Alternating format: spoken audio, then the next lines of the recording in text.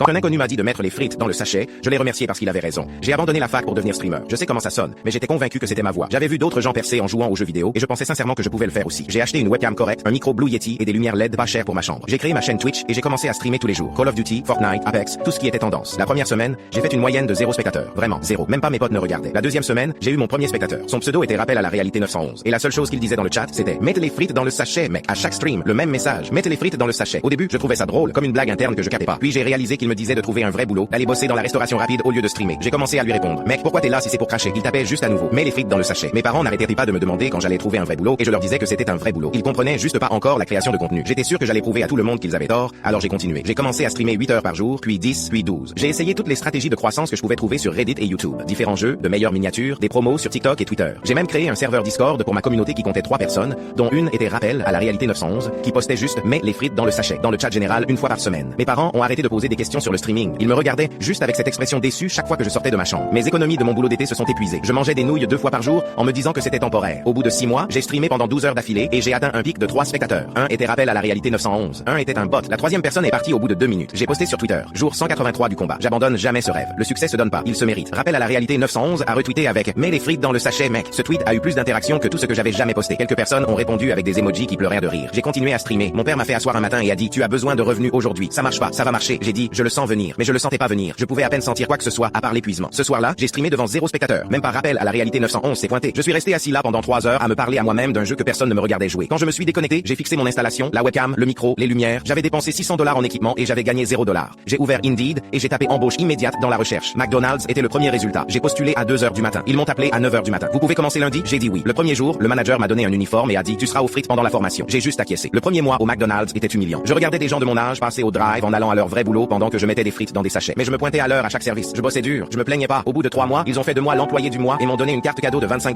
Ma mère a mis le certificat sur le frigo comme si j'étais en primaire. Au bout de 6 mois, mon manager m'a pris à part. T'es doué pour ça. Tu veux être formateur? J'ai dit oui parce que c'était 50 centimes de plus de l'heure. 3 mois après ça, assistant manager. 6 mois après ça, ils m'ont promu manager. J'avais 20 ans et je gérais un McDonald's. J'ai appelé mes parents pour leur dire. C'est génial, chérie, ma mère a dit. Je pouvais entendre le soulagement dans sa voix. Mon père a pris le téléphone. Manager à ton âge? C'est vraiment impressionnant. Fier de toi. Je l'avais pas entendu dire ça depuis plus d'1 an. J'ai emménagé dans mon propre appart. Rien de fancy, mais c'était le mien. J'ai acheté une Toyota Camry d'occasion qui roulait vraiment. J'ai posté une photo sur Instagram avec la légende nouvelle voiture, nouveau chapitre. D'anciens potes du lycée ont commenté bravo mec, grandes avancées. C'est parti. Pour la première fois depuis que j'avais quitté la fac, j'avais l'impression de réussir vraiment quelque chose, comme si j'avais compris. Puis j'ai eu mon évaluation annuelle. Mon manager m'a appelé dans le bureau. Tu fais du super boulot. On te donne une augmentation. Il m'a tendu la lettre. Je l'ai ouverte, excité, m'attendant à quelque chose de significatif. $15 de l'heure. Je l'ai fixé. Ça faisait 1 an et demi que je bossais au McDonald's. Avant ça, j'avais passé 6 mois à streamer pour rien. 2 ans de combat et je gagnais $15 de l'heure. 45 heures par semaine, ça faisait environ $30 000 par an avant impôt. J'étais manager et je m'en sortais à peine. Rappel à la réalité 911 m'avait dit de mettre les frites dans le sachet. Et maintenant je suis carrément manager à faire exactement ça pour $15 de l'heure.